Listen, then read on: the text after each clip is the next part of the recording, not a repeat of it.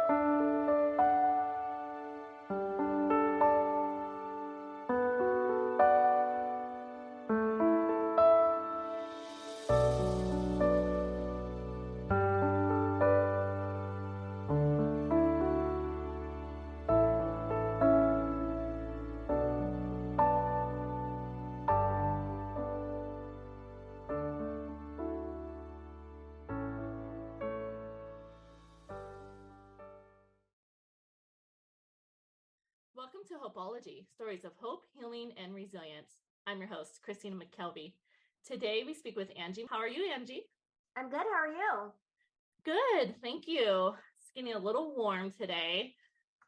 We're both in Arizona, and it's starting to show signs of summer. Ew, gross. Yes, yeah. I'm in the mountains. You are down in the Phoenix area, right? Yes, I am. What's the temperature there? I think it's 85 right now. Oh, that's not too bad, actually. No. Yeah. Yesterday it was like 75. That was nice. But I was indoors all day, so it didn't matter. Yeah, it's up here in the mountains. It gets to 90 in the summer. I don't miss the 110 degree heat that can happen down in Phoenix. You live in such a nice area, though. Mm-hmm. Yep. Like that town is so nice. It is. It is nice. It's nice and cool. And we have all different like biomes or whatever you call it, the trees and plains. So Angie, today, we're just going to talk about your story a little bit and your experience with hope and healing and, what you would like to share with others. So let's start off and, tell our audience a little bit about yourself. I was born in Orange County, California. I was born into a crappy drug-related family. I was taken away from my mom at the age of 2 because of drugs. Then I lived with my aunt, her sister, from 2 to 3.5. Okay. And then from there, after that, I was given up for adoption by my aunt due to being sexually molested and abused. From there, I was adopted at 3.5 to my parents that I have now. Okay. Who I've actually put them through hell. You put them through hell. I did, but that's because of the trauma. Mm-hmm. The early childhood trauma that you experienced. Yeah. I guess you could say I was always afraid that they were going to leave. So I did everything I could to push them away before they left, even though I didn't realize that that's what I was doing. What did that look like? So when my parents got me, my butt was full of chicken pox scars. I had lice. I was still in diapers. And you were 3. I was 3.5, almost 4. I had stickers, like thorns, embedded into my feet. I didn't like taking baths, so my parents, they would have to like fight with me. I would scream and cry and kick because I didn't like water. I wouldn't eat what they gave me. When they got me food or made me food, I would eat around the edges because I was so used to eating out of the garbage. And then from there, like I was like around 5, my mom started getting me like babysitters and stuff like that, and to like help take care of me when they would go out and stuff like that on Friday nights. And I would scare off all the babysitters. You scare off the babysitters. I would scare off the babysitters because I would bite them. I would scream. Yeah, it was a lot. Most of my childhood I spent in like a really bad place. I would have nightmares. I would be cussing in my sleep. I remember I would wake my parents up in the middle of the night because I'm cussing in my sleep and screaming. And the thing is like, I remember that, but I don't remember why. You don't remember what triggered you to wake up. I don't know if you know this, but I work with young children, birth to 5, and I have that experience working with birth to 5, the population, as a therapist. And that early childhood experience can really shape the rest of our lives, I feel. And so it sounds like, that was starting to take hold because, you mentioned that at 2, you were taken away, by the state to live with your aunt, and then you were adopted at 3. Mm-hmm. And so there's probably a lot of like pre-verbal memory that was occurring. I still have memories of when I lived with my aunt. I don't remember being with my mom or my grandpa at the time. I don't remember any of that, but I do have memories from when I was 3. They weren't all bad, but they weren't good either. So yeah, it's crazy how much you can remember at such a young age. Yeah. 3 is very young, but those memories, like, do they still stick with you, or are they still something that's occurring? So there's one memory that I still have. Just recently, I had like a little minor setback because like of the trauma that happened as a child, like being sexually molested and stuff like that. So like there's one memory that sticks in my head still to this day that I can remember very vividly. And it's crazy because I'm 3. How do I remember something? But I guess because it was so impactful. Yeah. But I don't know. Yeah. It's trauma really does stick with us, not just mentally, but also it can stick with us physically. It can come out somatically, as adults. And so what have you done, or what were some of the steps that you've taken towards, healing that part of your childhood or those memories? As an adult? As an adult, or throughout life, if there's any, or what did that look like? Well, I was in therapy most of my childhood. I had seen different therapists most of my childhood. And I think also one of the biggest things was being around males. I wasn't like having a male doctor or having a male therapist. I couldn't do it. I always ended up having male therapists because I didn't know how to express that. Yeah. As a kid and with so much trauma, and you're already putting your parents through so much crap, it's you don't know how to express yourself. I didn't really learn how to express myself till I met my husband, actually. When he came along. He taught me how to be me without apologizing. As far as the healing process goes, I probably still need therapy. Don't we Realistically, all? I probably still need therapy. I think there was one therapist that I had when I was in that residential place in Utah, the structured facility. There was one therapist that really, really like I connected with, and he was probably in like his 80s, but he was so patient with me, and I felt so comfortable with him.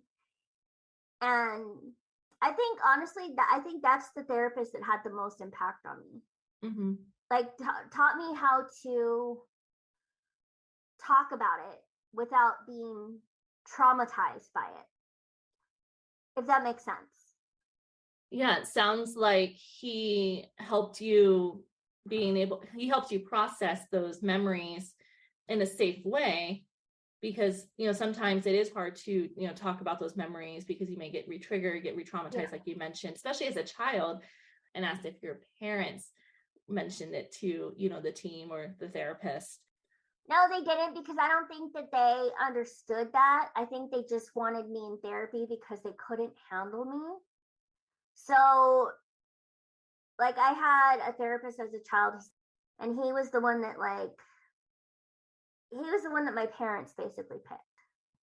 He was a very nice person, very nice guy, but as a child who's been sexually molested, you don't like, he didn't have my full attention. He didn't have my full like commitment to everything because I was uncomfortable. The only thing that she did mention was having a male doctor to like physically check me out. Okay, so she had that awareness. Yes. And parents also don't always know how to navigate the situation. They're not set up necessarily always for success, especially parents that might adopt a child with a lot of trauma. They don't necessarily always have those tools. And I definitely don't think that my parents were ever prepared for something like this. I know that the social worker told her that I was bad as a kid, and she used those words. Yeah. And that I was a lot to handle. But I don't think they prepared. They weren't prepared for everything that I would put them through as a child. So yeah, I don't know.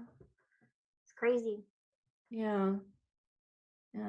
Sounds like there was a lot of learning that your parents had to do, but also that you had to.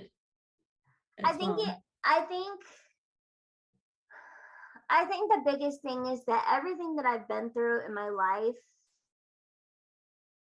for me to be who I am today, and standing, and I can sit here and talk about it like no problem. Like, yeah, it happened to me. Like, it still trips me out that it actually, like, everything that I went through happened to me, but like, to be here standing and not be on the street and like be filled with drugs and like situations like that, like any different situation that I could have ended up in, it's still a disbelief for me. And what do you feel is that gave you that resilience? What do you think was the catalyst for that resilience, that like this is what it was? Honestly, I don't know. I know I know I've always cared about everybody else. I've always cared about what people think. And I've always like, I can't exactly pinpoint it. I can definitely say that I have a lot of love, and I have a lot of love for myself now. But I can't exactly pinpoint when it changed. I can't exactly pinpoint what it was that got me to where I am. I don't, because there's so much that has happened. So, and there's a lot of good that has happened, but I can't pinpoint it. You mentioned your husband. Yes, my husband. I met my husband in 2015. My parents, so let's go back to my parents really quick. Okay. So my parents, my mom and my sisters had always had so much control over my life, so much control over me. And I didn't know anything different than what that was.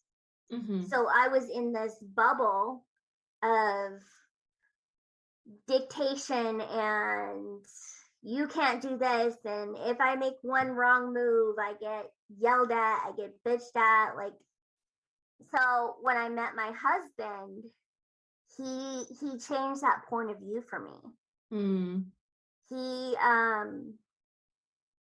helped me become more aware of what was happening because I wasn't aware of it. I wasn't aware that I was being controlled. I wasn't aware that I was, stuck in that bubble because that's all I had ever known. So he allowed me to open up and really be myself and no apologies, like be who I am. He provided that space for you to be authentic. Yeah, that safe, safety. Like no judgment, no criticism type of environment for me, type of safe space that I had never had before. Very similar to that therapist that you mentioned. Yes. In Utah, who provided that space for you to be authentic and just to be you. Yeah. I've always been this outgoing person. I've always been a wild child, I guess you can say. Even as a kid, when I lived in like the group homes from like 13 to like 15, no, from 12 to 15, I was always the wild child. I was always like, I wanted to be out in the fields and stuff like that, literally chasing butterflies and chasing lizards and climbing into sewer drains and climbing up trees and stuff like that. Be free. Yes, I've always been that free, like spirited, open type of person from as long as I can remember that I was able to be. So when I got back to Arizona, I wasn't allowed to do that. I wasn't allowed to be that way. That structured facility had changed me. And then the environment of being back home, surrounded by everybody that's watching me, waiting for me to mess up again, I wasn't able to be that physically, like spiritually, I wasn't allowed to be like that. They were waiting for you to mess up. Yep. Yeah. And I'm like curious, like what sort of messages someone might receive, or, unconsciously, like, or subconsciously, whatever. Probably edit that out. No. What messages someone might receive when they feel that their family's waiting for them to mess up. And you also mentioned that the social worker, when you were younger, told your parents that you were bad. Like, I don't use that word with the kids I meet with, or even the parents I work with. Like, when I was a preschool teacher, I did not use that word, the word bad. I don't like it either. I don't like it because I don't feel like anybody's truly bad, especially a child. Whether they're a teenager or a child, I don't feel like they're truly bad. But as far as what you asked, I always felt like I walked on eggshells. I always felt like when we would have Thanksgiving, my mom would try to control what I ate. Control what you ate. Control what I ate. Like, would try to, oh, Angelica, don't do that. Oh, Angelica, don't do that. Like, stop it. Like, and then I was always controlled by my sisters too. So, because they're a lot like my mom. I don't know that they meant it as harm towards me. I don't think they ever knew that it was harm towards me, but it was. I think that that's just the way that they were raised. And that's how they knew how to be with me. They thought they were being helpful. Yeah, but it was harmful. Yeah. So I don't know. I have a better relationship with my mom now Mm-hmm. than I did before I met Ramon. I have more of a judgment-free zone with my mom now. I can pretty much talk to her about anything.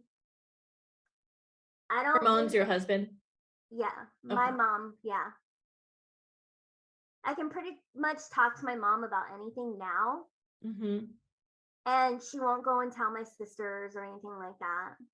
I don't really have a relationship with my sisters Mm-hmm. because that's my choice. Those boundaries. I set the boundaries. I set the boundaries as I don't need to tell them. I don't need to explain my life to you. I don't need to do all of this to be happy.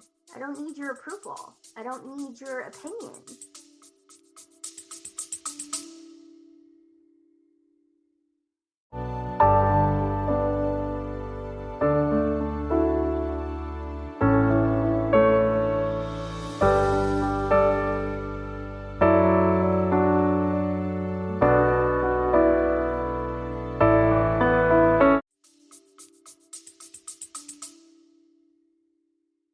And I'm seeing in the connection right now of like having, like when you met your husband, that therapist in Utah, you had that space to be authentic and you felt safe. And now it seems that you're coming to a place in your life where you're like, I can be authentic and be safe in my own self.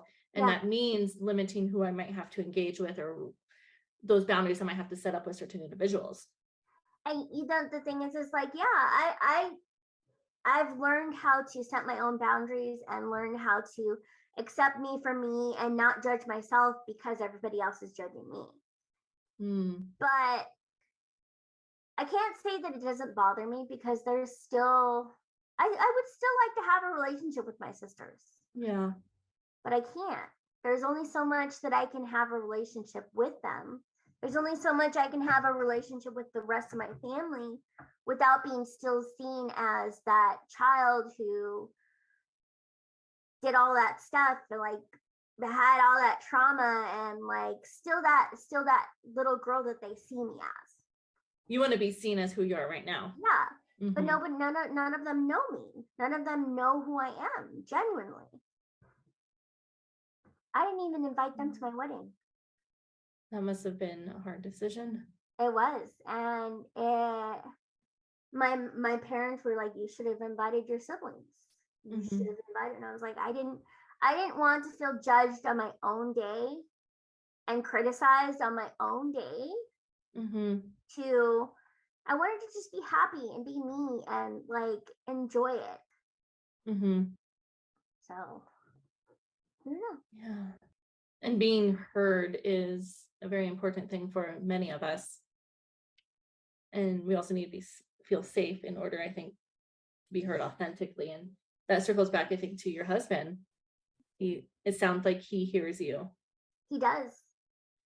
And he makes me feel like I've never been more happy than I have with him. He makes me feel alive. He makes me feel loved and protected, and like every chance that he gets, he's telling me that he loves me and that he misses me, and like I make him really happy, and that God sent me to him and stuff like that. And it's just it's nice. And then of course we have his two crazy kids. Two crazy kids. Yes, we have his 9-year-old, well, our 9-year-old now. Our 9-year-old and his son that I've had since he was 6. He's going to be 15 now. So that also makes me happy because it feels like the family that I needed, the family that I didn't have. That closeness, you know? Yeah, the family you're creating now, what you needed before, when you're younger, but you're having it now so you can move forward. Yeah. And I noticed you corrected yourself with your 9-year-old. You said his, and you're like, oh, our 9-year-old now. Yes. Yeah. I think it's hard to realize, like, the realization of the pieces that are connecting together Mm. from like the family dynamic and my husband's point of view and my point of view and like all the little puzzle pieces that are falling together, realizing that this is all connected to everything that has happened is like, oh, okay. Yeah, like that makes sense. So you're saying is everything that's happened in your life and how that's all connected led you to where you are today? Yes. I think that everybody I've been around my whole life, I think they know a certain version of me, but I don't think that they truly know me as me. Mm-hmm. They know the child that I was, they know the person that I was, they know the daughter, the sister, the friend that I was, but they don't know the whole me. Mm. And I would like them to know me. So you would like people to know you with your true authentic self. Who are you? Yeah, Who you are today? like the whole me, not just like versions of me. Like I have nieces and nephews from my sisters, my Mm-hmm. my older sisters that don't know me. They just Mm-hmm. know what they've been told about me. They know like the damaged part of me. And they're all young and they're all in college and they're all like young adults. Mm-hmm. But they don't know me because I don't go around my family. And because I don't know that they would know how to actually get to know me for me and see Mm-hmm. that I'm actually different from the versions that have been told and they've seen, you know? Mm. So I don't know. I wouldn't say I'm seeking approval because I'm not. I still crave that family dynamic. Yeah. I still crave that family connection with my siblings, with my mom, with my dad, with everybody else. I still crave that. You want them to know you, Yeah. not who they think you are, not who you might have been, not those parts, but who you are today and who Yeah. are you going to be moving forward. And your mom, it sounds like your mom's starting to get to know you, that part. Yeah. And she loves my husband. They have this relationship where he teases her and he'll speak Spanish to her and she's like, Ramon, stop it, Ramon. But they have a really good relationship. And Mm-hmm. I really like that they are connected because she sees how happy I am with him. Yeah. She sees how happy he makes me. And I'm wondering if she's seen the authentic Angie. I think she sees glimpses of it. Mm-hmm. She knows who I am as a person. She knows the person that I've grown into be. And I feel Mm-hmm. like she trusts me a lot more now. She made this comment the other day because we were talking about one of my other siblings that they don't really talk to. And she's like basically saying like, hey, like you've been through all this stuff and you turned out to be pretty good. She's like, you turned out to be a like pretty good daughter. Mm-hmm. And I'm She just used the like, word good. yes. And I'm just like, hey, little things like that. I feel like inside I'm just like, oh my God, I can't believe she said that. But like, I'm just like keeping my composure. I'm like, yeah, Mm-hmm. well, I worked really hard to like get to where I am. So Yeah. I don't know. It's interesting. Your story reminds me of something that happens a lot with individuals where people put us in a box, based off our experience, based off of their limited understanding of what or of who they know about us or what they know about us. And, they put us in this box, and I say us because I felt this similar way with, my own history. Like, you're in this box, and so your behaviors are always going to be in this box. Yep. Your personality will always be in this box. You're always going to be in this box, and you'll never leave the box. And once you show them that you can leave that box, it's uncomfortable for them. They would need to put you back in the box because they do not understand. At first, it definitely was uncomfortable for my mom. I could tell. But then I started showing that, like, no, like, this is me. Like, this is, no, like, we're not going to, every time you see me, we're not going to bring up my childhood trauma. We're not going to bring up, what I did when I was 12 years old. We're not going to do that. So, but now she doesn't do that. She doesn't bring up my trauma, my childhood trauma. She doesn't bring up any of that. She doesn't make little comments like she used to. Now she sees me moving forward, and she seems like she's genuinely happy for me. Yeah. It took her a moment.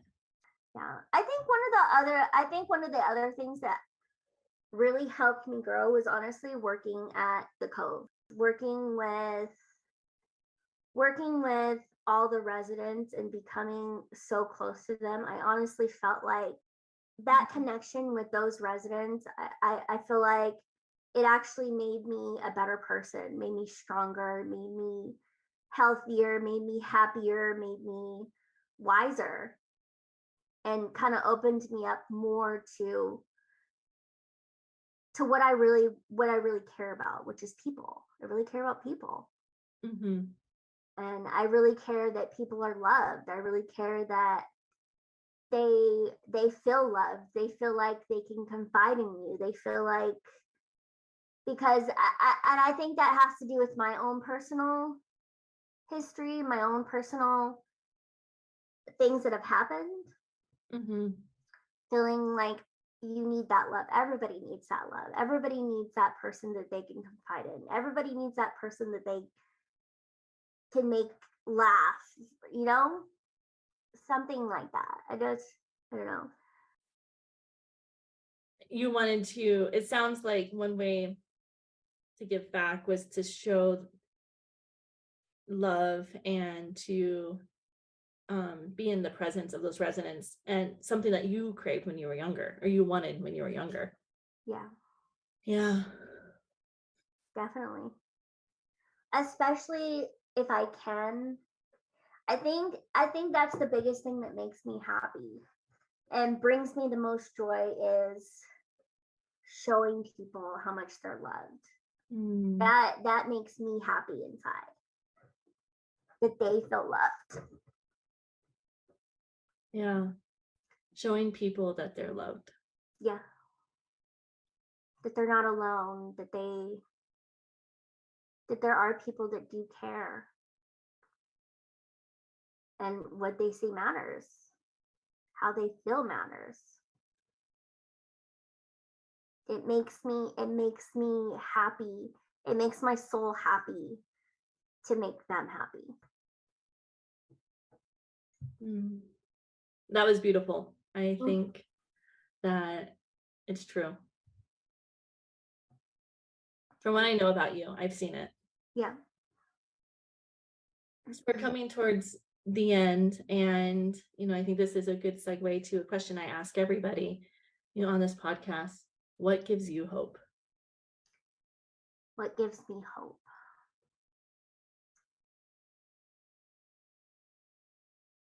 I think that, honestly, love and faith, and knowing that no matter what you go through, no matter how bad it gets, there's always a better outcome if you are willing to work for it and not just give up. I think that life is hard, and I think that there's a lot of negative in the world, but if you are willing to be brighter than that negativity, I think that there's always hope. I think that with that just gives me hope. Be brighter than the negativity. Yeah. Well, Angie, thank you so much for, being part of this podcast. And I really enjoyed listening to your story. And I think the themes that I've pulled from this is having an opportunity to feel safe and a place for you to feel authentic. People around you, to allow you to be your authentic self. And, again, thank you so much for being here. And yeah. Thank you. Thank you for having me. Of course.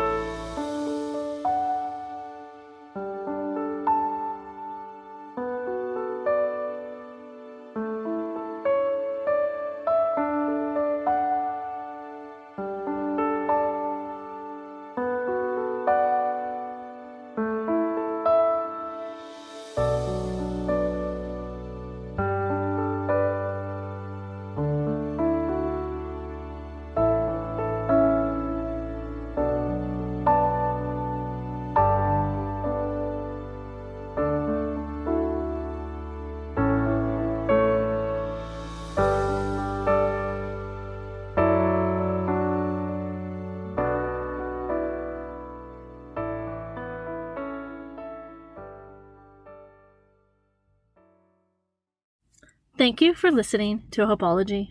If you enjoyed today's show, please leave us a review. To learn more about us or listen to past episodes, you can find us on all your podcast streaming stations. If you are interested in being a guest, or if you have any feedback, please email us at hopeologypodcast@gmail.com. You can also support our show by clicking on the link in our show notes.